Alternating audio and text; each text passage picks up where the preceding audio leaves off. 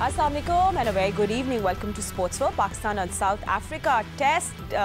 First test का day 2 है and things are looking very interesting in Centurion. After lunch थोड़ा हमने देखा नसीम शाह is back, ने grab की wickets. अच्छा, अब क्या सिनारियो है? जल्दी से सबसे पहले आपको सिनारियो बता देते हैं कि साउथ अफ्रीका का स्कोर इस वक्त है 207 for 7. Yes, things have changed after lunch and वो ट्रेल कर रहे हैं by 4 runs. पाकिस्तानी बॉलर्स पूरी कोशिश करें to do something fun और बहुत कुछ हलचल हो रही है, इस पे हम लोग बात करेंगे. But just let us tell you कि who is on the crease. But Markram के बारे में तो हम लोग बात कर रहे थे. He was so good.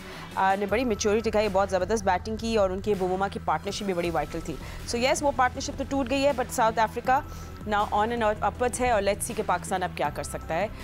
आज का डे किस तरह एंड होगा. हमारे एक्सपर्ट्स हमारे साथ मौजूद हैं. मेरे साथ हैं former test cricketer mister Sikandar Bakht and senior sports journalist Abdul Majid Bhatti. I think सिको let's just come to you. आज शुरू से आ जाते हैं दिन पे. अभी तो हम लोग देख रहे हैं सिचुएशन. अच्छा, बाय द वे अभी सिचुएशन देखते हुए मुझे ये बताएं कि पिच में कुछ ऐसा है, is there any juice left for the bowlers? नहीं, देखो मैंने नोट लिखा हुआ था कि जब नसीम ने सुबह बॉलिंग शुरू की तो उसकी लाइन, एक लाइन होती है, एक लेंथ होती है. लेंथ जहाँ वो गेंद पिच होती है, लाइन जिस जगह अटैक कर बहुत आउटसाइड ऑफ स्टंप था, या वो जो उनका कप्तान घूमा था वो इसी तरह लेफ्ट किए जा रहा था, बहुत अच्छा लेफ्ट कर रहा था. अब अचानक उसकी लाइन इतनी अच्छी हो गई कि वो जो भी खेल रहा है उसको वो स्लिप में जा रहा है. उसने 3 कैच मतलब विकेटें भी ले ली बिहाइंड द स्टंप. 2-3 स्लिपों में से गेंदें निकल गई जो कि कैच तो हो सकती थी मगर मुश्किल था. तो इसकी अचानक लाइन बहुत अच्छी हो गई और अच्छी पेस से गेंद कर रहा है. तो ये एक उसका है. तो उसका मतलब है कि अभी भी पिच में जो आप कह रही हैं ना जूस वाली बात है, मौजूद है. देखें, अब्बास ने बहुत अच्छी गेंदें की, विद इन द स्टम्प्स किए, मगर उसके बाद ऐसी पेस नहीं है जैसे इनके पास है. खुर्रम ने भी की, मगर फिर वही कप्तानी की शान की मुझे बात समझ में नहीं आई कि आज उसने लगातार अब्बास से 18 ओवर करा दिए. 18 ओवर आपने लगातार करा दिए, कल से लेके आज तक वो बेचारे ने पूरे ओवर किया. आप बीच में उसको ब्रेक दे देते. हमेशा कहते हैं कि अच्छे जो कप्तान होता है छोटे छोटे स्पेल्स में कराता है. आपको आइडेंटिफाई करना पड़ता है कि आपका स्ट्राइकिंग बॉलर कौन है. सपोज करें आप कहते हैं कि Naseem Shah is my striking bowler, तो आप उससे जो है फुल फोर्स पे ना 5 ओवर कराते हैं, फिर उसको रेस्ट देते हैं, दूसरों से अटैक कराते हैं. अगर वो रन थ्रू कर रहा है तो बहुत ही अच्छा है, वरना उसको रेस्ट देके. That's what the commentators were saying कि फर्स्ट सेशन अगर Pakistan was not in control was because of poor captaincy. वो तो कह रहे थे. वो मतलब मैं हैरान हूँ शान को कि वो उसने इतनी मजेदार कप्तानी नहीं की. अच्छा, पर नसीम की भी जब मैं बात कर रहे थे ना, really want to know सिको something wrong with this. अब जब आपका एक बॉलर है वो अपने अपने फुल पेस पे बॉलिंग नहीं करा रहा हो तो then there's something wrong with him. यार मुझे तो something wrong with Aamir Jamal लग रहा है. Really? हाँ, अब बताएं, वो तो 6 ओवर ही कराएं उससे. भाई वो एक सब is a bowler, bowling allrounder है ना, आपको उससे कराना चाहिए. उसने शुरू में तो इधर गेंद उधर गेंद, आउटसाइड द ऑफ स्टंप, पता नहीं 8वीं स्टंप पे गेंदें कर रहा था. फिर अचानक उसने एक बीच में अच्छी गेंद की, उसने एक विकेट ले ली. उसकी भी लाइन बहुत ख़राब थी और उसको काफ़ी प्रैक्टिस की ज़रूरत है. और जो आप वो नसीम की बात करें, मैंने इतने गौर से उसको वो चीज़ नहीं देखी. हालांकि लंच तक मैंने पूरा देखा, फिर मैं घर से निकला हूँ तो थोड़ी मैच मैंने मिस किया 15 मिनट का. अगर उसके दरमियान कुछ ऐसी चीज़ हुई हो तो मुझे नहीं पता, मगर अच्छा, ये कि वो 15 मिनट मैंने मिस किए. हाँ, भट्टी साहब भी हमारे साथ है. भट्टी साहब, आई थिंक एक बात हमें बात करनी चाहिए, वो है मार्करम की. आई मीन फुल रेजिस्टेंस उन्होंने दिखाई. अभी भी वो 88 नॉट आउट है. बड़ी उन्हें मेच्योरिटी दिखाई. पार्टनरशिप उनकी बुमबुमा के साथ बहुत अच्छी थी. He was definitely the danger man right now. बिल्कुल फातिमा, मार्करम जो है वो ही डिफरेंस इस पर क्रिएट कर रहे हैं. लेकिन अगर हमारी कप्तानी थोड़ी सी बेहतर होती, टीम मैनेजमेंट का होमवर्क थोड़ा बेहतर होता, तो शायद दूसरे एंड से विकेट गिरते रहते. देखिए, कल जो पाकिस्तान ने शाम को जब बॉलिंग शुरू की तो जो मोस्ट सक्सेसफुल पाकिस्तानी बॉलर था वो खुर्रम शहजाद था. आज पहले 1.5 घंटे में कप्तान ने खुर्रम शहजाद को बॉलिंग नहीं दी. फिर जो 6 नंबर पे साउथ अफ्रीकन बैट्समैन आया, कमेंटेटर्स बार बार कह रहे थे कि इसका weak point short pitch bowling है, लेकिन कप्तान ने उस पर शॉर्ट पिच बॉलिंग से अटैक ही नहीं किया, या फिर कोचिंग स्टाफ जो था उन्होंने होमवर्क नहीं किया. फिर जब ऐसी सिचुएशन हो जाए और आपके मेन बॉलर थोड़े थक भी जाएं, तो आप सलमान अली आगा को भी यूज कर सकते थे. हाँ, सलमान अली आगा, साइम अयूब, 2 आपके पास ऑप्शन थे. लेकिन सबसे बढ़कर एक और चीज जो हमें आज नजर आई वो ये चीज थी कि बिल्कुल लग रहा था कि स्क्रिप्टेड कप्तानी हो रही है. मेरे ख्याल में अगर यहाँ पर आमिर जमाल के बजाय हम मीर हमजा को एक स्पेशलिस्ट फास्ट बॉलर को खिला देते, पिच की जो सिचुएशन है, तो मेरे ख्याल में ज्यादा यूजफुल साबित हो सकती है। ठीक है, डे 2 कैसा लगेगा? Well thank you so much, हमारे एक्सपर्ट्स हमें ओपिनियन देते। अनफॉर्चुनेटली आज हमारे पास इतना टाइम नहीं है, बट लेट्स सी डे 3 किस तरह होता है। But thank you so much for watching, will see you soon, अल्लाह हाफिज़। So welcome back after the break actually, and Sikku, I think okay, now what? I think सबसे अब सारा खेल जो है how to stay in the game. नहीं, अब सारा खेल हो गया है लीड का। अभी इनको पर है 11 रन की। अच्छा, अब 11 रन की लीड है ना, ये कम से कम होनी चाहिए। ये जो लीड है ये बैलेंस करेगा मैच को किसकी तरफ। अभी ये बिल्कुल इवन है, और अगर ये 50 की लीड उन्होंने ले ली तो ऑब्वियसली उनका पल्ला भारी हो जाएगा। अदरवाइज उनको 50 तक की लीड लेने नहीं देनी चाहिए, लड़ना चाहिए कि किसी तरह ये जल्दी 12, 13, 14 रन चलो कोई बात नहीं, मगर 50-60 रन की लीड जो है ना, वो उनके जो एंड है उसको भारी कर देगा। तो अब देखते हैं कि हमारे बॉलर्स गेंद हिल तो रहा है, और देखते हैं। मेरे ख्याल से ना इस वक्त टेल आई हुई ना, स्पिनर को जरूर कराना चाहिए। But Sikku, why is he not using Salman Ali Agha? I'm very surprised। देखो, अगर जब बाबर कप्तानी करता था उस वक्त भी मैं ये बहुत कहता था कि यार स्पिनर को इस्तेमाल कर लो, अपने बॉलर्स को बॉलिंग करा दिया करो, मगर वो बिल्कुल नहीं। या तो अभी वैसे तो टफ चल रहा है, ये वो सिचुएशन है जिसमें 2 ओवर करा दे। अगर 1 ओवर में वो आउट कर देता है, टेल है, टेल को उसकी वो जो वो गेंद है समझ में नहीं आएगी ना, वो जो कैरम बॉल करता है, तो there is a very good chance मेरे ख्याल से तो करना चाहिए। एंड बटी साहब, आई थिंक साउथ अफ्रीका भी वो इतना खुश नहीं होंगे, क्योंकि एक टाइम पे वो 4 विकेट्स डाउन थे 178 पे, काफ़ी उनका कोलैप्स हो गया। सो आई थिंक वो लोग भी इतना खुश नहीं होंगे अपने प्रोग्रेस से अभी। जी हाँ फातिमा, अगर जो इस वक्त सिचुएशन है और पाकिस्तान उनको बड़ी लीड ना लेने दे, तो मेरे ख्याल में पाकिस्तान का मैच कंट्रोल में है। अब यहाँ पर क्योंकि बाबर दुनिया के बड़े बैट्समैन हैं, पाकिस्तान के नंबर 1 बैट्समैन है, मेरे ख्याल में सेकंड इनिंग में बाबर अगर एक बड़ी इनिंग्स खेल जाए जिससे पाकिस्तान इतना स्कोर कर जाए सेकंड इनिंग में कि चौथी इनिंग देखे इस पिच पे और टफ होगी। लेकिन कल और परसों तो बारिश की फोरकास्ट है, तो बारिश का तो फैक्टर अपनी जगह मौजूद है, लेकिन पाकिस्तान के जो सीनियर थे जिस तरह बाबर है, रिजवान है, इनमें से किसी एक को बड़ी इनिंग्स खेलकर पाकिस्तान के बॉलरों को इतना मौका देना चाहिए कि पाकिस्तान के बॉलर फिर साउथ अफ्रीकन बैट्समैनों को एक मुश्किल टाइम दे सके इस पिच के ऊपर।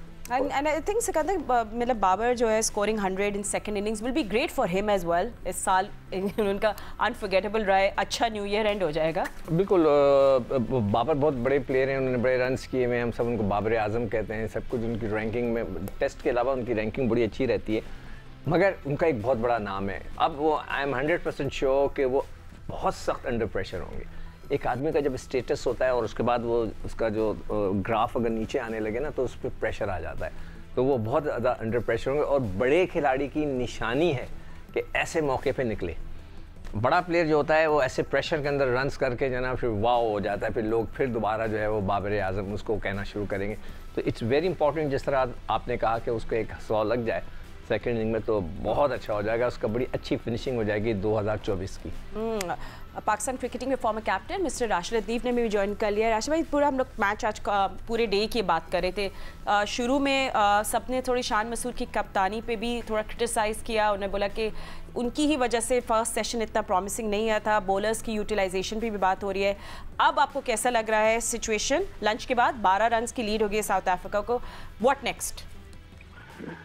देखें, कप्तानी अगर पूरा साल करते हैं तो थोड़ा डिफरेंट होता है। अगर आप कभी कभार करते हैं, लास्ट कप्तानी आपने 3-4 महीने पहले की, फिर अचानक से दोबारा कप्तान, ये एक रूटीन है रोजाना की, तो उसको हम पहले मैच में ब्लेम नहीं करते। लेकिन सिचुएशन मतलब कि यही है कि ये ऐसी जगह है कि यहाँ पे आपको सेकेंड इनिंग अच्छी खेलनी होगी।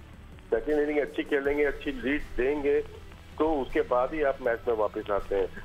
तो हम ब्लेम सारा कप्तान को नहीं दे सकते, पूरी टीम एफर्ट होती है इसमें।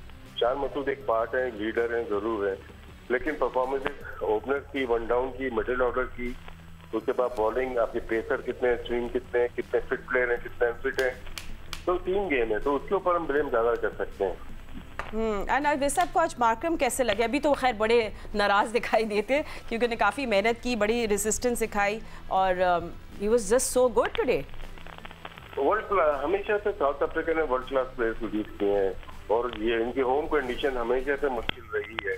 तो मुश्किल इनको ये होती है कि इंडिया जाते हैं तो टर्निंग पिचेस, पाकिस्तान आते हैं तो टर्निंग पिचेस, बांग्लादेश जाते हैं टर्निंग पिचेस, ऑस्ट्रेलिया जाते हैं तो बाउंसी, तो इनको मुश्किलात होती है। लेकिन इनके स्टैट्स देखेंगे बड़े अच्छे, कैलिस का देख लेंगे, हाशिम आमला को हम देखते हैं, एबी डिविलियर्स को देखते हैं, मार्कम को देखते हैं, मिलर है या क्लासन है, इनके हमेशा से प्रोड्यूस किए हैं प्लेयर, बहुत जबरदस्त प्लेयर किए हैं। तो मार्कम भी उन्हीं से जो कि पाथवे से आए हुए, अंडर 19 के भी कप्तान थे ये, और फ्रेंचाइज में भी कप्तान है, तो बड़े आला कैप्टन भी रहे हैं ये, और बहुत अच्छे बैट्समैन हैं। इनके सीनियर प्लेयर बहुत ज्यादा नहीं है, आप लोग कीजिएगा, काफी प्लेयर छोड़ गए, क्विंटन डीकॉक हो या दूसरे हो, बहुत जल्दी अर्ली छोड़ गए क्रिकेट को, लेकिन ये अभी तक इंटैक्ट है और बहुत यंग कैप्टन बने थे। लेकिन अब बंगुमा कैप्टन है, इनकी टीम की जो बैकबोन है वो माकरम ही है। बिल्कुल, इस आज के इनिंग्स की भी बैकबोन वो थे। एंड वैसे बस आपसे एक और बात पूछ लेते हैं, अब आप सबसे एक्चुअली पूछेंगे तो Siku, let's start with you now. I mean अब लीड हो गई है साउथ अफ्रीका की, how to keep them under control, अब आपको क्या करना चाहिए? वो देखो कप्तानी जो भी राशिद कह रहे हैं ना कि उसको मुसलसल कप्तानी करनी चाहिए, मेरे ख्याल से एक और आउट हो गया है या ये हाइलाइट्स देख लो साथ, सभी केयरफुल अबाउट दैट। सॉरी, तो उसमें देखो कप्तानी तो करता रहा है ना शान, मेरे ख्याल से काउंटी में भी करता है if I am not mistaken, तो उसको इतना एक्सपीरियंस होना चाहिए कि जो प्रेशर के वक्त भाई जो रूट इसकी कप्तानी में खेलता है, ठीक है, तो देखें ना वो कप्तानी तो करता है, जो कप्तान होता है ना उसको आइडियाज़ होते हैं, उसके जहन चल रहा होता है कि मैंने किस वक्त किसको चेंज करना है। अब देखें डायरेक्ट उसने 18 ओवर करा है अपने अब्बास से, अब उसको बॉलिंग नहीं दे रहे, ठीक है, और उसके बाद शहजाद ने कल 8 कराए थे, आज मुसलसल उससे 10 ओवर करा दिए, जो भी उसने, फिर नसीम शाह से कल 1 कराया था, आज उससे 15 ओवर करा दिए। तो मतलब ये कि उसकी डिस्ट्रीब्यूशन ऑफ बॉलिंग वो इतनी मज़ेदार नहीं है, बॉलर्स को डिस्ट्रीब्यूट करके चलना पड़ता है। एनीवे मैं यही कह सकता हूँ कि कम से कम लीड। आई थिंक भट्टी साहब सॉलिड पोजीशन में था एक्चुअली साउथ अफ्रीका भी थोड़ी देर टाइम पहले, पर अगर अभी 2 टेल एंडर्स हैं, अब लेट्स सी कि पाकिस्तान तो कोशिश करेगा कि वो आ जाए आज बैट करने के लिए, ये जल्दी से रैप अप हो जाए।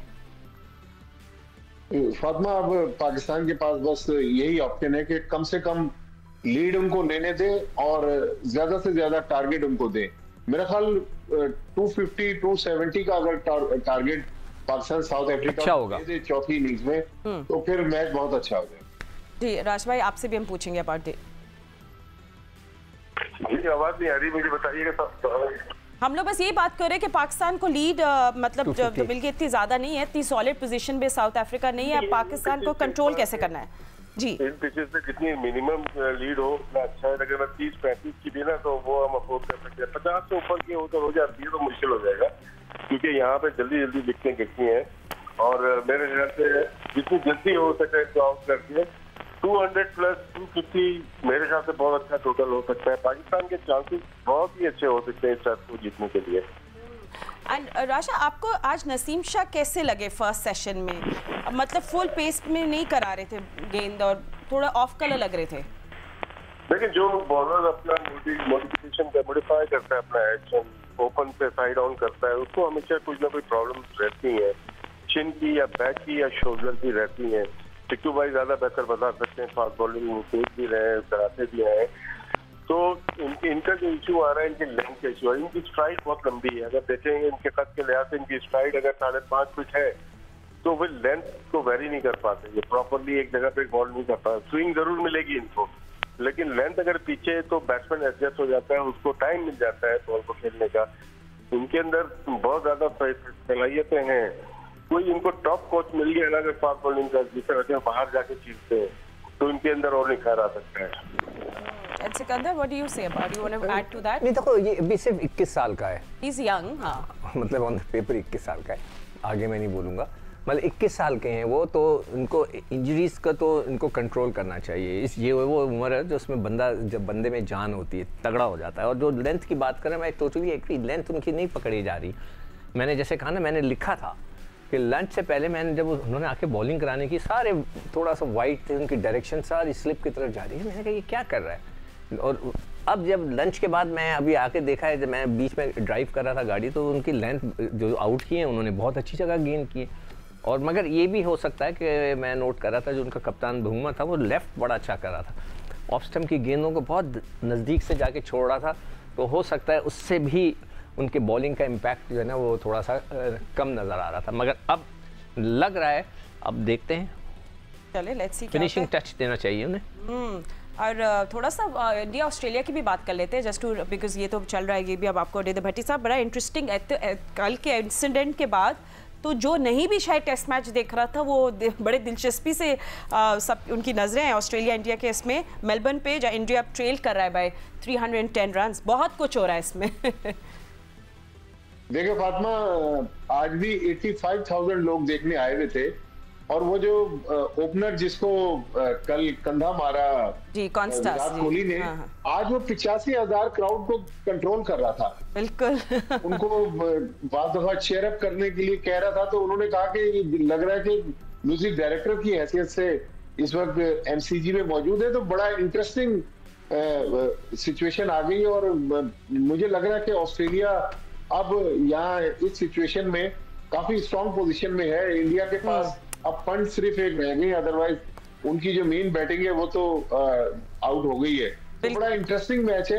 लेकिन कल के वाकये के बाद जिस तरह कोहली को एकदम हीरो से जीरो का दर्जा मिल गया है, तो मेरा ख्याल प्लेयर्स को ग्राउंड में सिर्फ गेम पर फोकस करना चाहिए। जब आपका फोकस हटेगा अपनी फॉर्म की वजह से, ग्राउंड में उल्टी सीधी हरकत करेंगे तो नहीं, काफी क्रिटिसाइज हो रहा है। बिल्कुल आप सही कह रहे हैं, बट बड़ा इंटरेस्टिंग है ये मैच, और अब इस पे नजर दे। Sorry Sikandar, we don't have much time ना, अब मैं असल में गुड बाय करने वाली हूँ। Well, thank you so much for watching. हम दोनों टेस्ट मैचेस के आपको अपडेट्स देते रहेंगे, बट लेट्स सी अब पाकिस्तान की बैटिंग जब आएगी, व्हाट दे कैन डू।